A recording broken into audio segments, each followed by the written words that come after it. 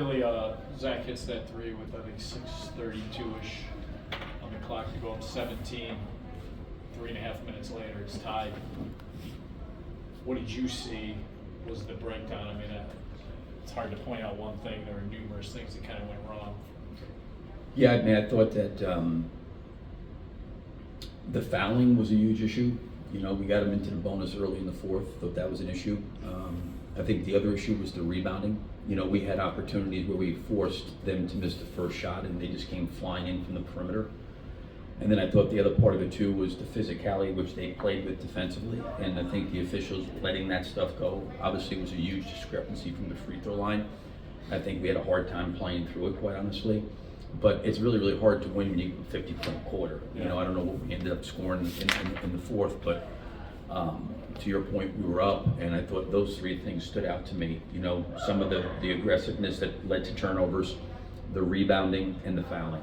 Before the game, I asked you about Trae Young, and it seemed through the first three quarters you guys checked a lot of boxes as far as what you wanted to keep in check. And then that fourth quarter, he did the things that, you know, hurts teams. Yeah.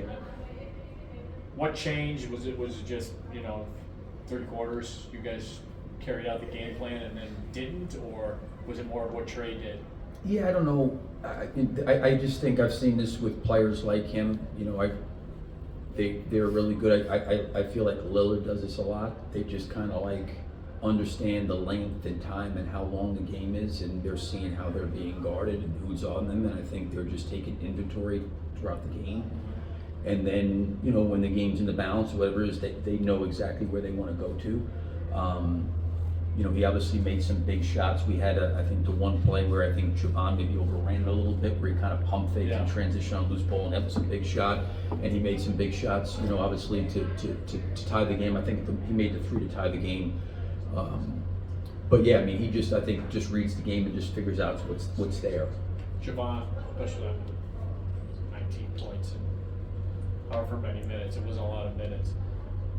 For him to just keep himself ready, and we all see him just shooting and working and always kind of ready. What does that say about him, and does that change your mind as far as maybe he's got to creep up in the rotation now if he could come up and be instant offense like that? Yeah, he's been, I give him a lot of credit for doing what he did. We were kind of dead in the water starting the game. It was 9-2, we weren't playing well. And he kind of came in and gave us a huge boost. In that first quarter, he got fouled on 2 3-point shots.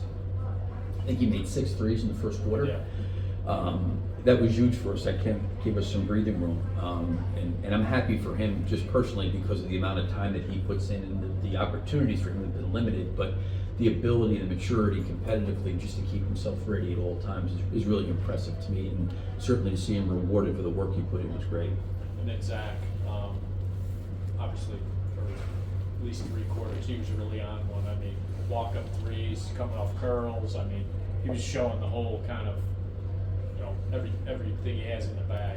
Yeah, I think that we got to learn from this, because certainly when we talked a little bit about it in the timeout, when he kind of got it going there, you knew at some point they were going to start trapping him, and they were pre-rotating on some things. I think that led to some turnovers. I think we needed to maybe try to help him and give him a few more outlets. The outlet I think he was looking for was Vooch. They were pre-rotating to him, and then I thought as the game, you know, when it got to be 6 or 7 inside of a minute, you know, the game's obviously, I won't say it's out of reach, but you're having a hard time coming back.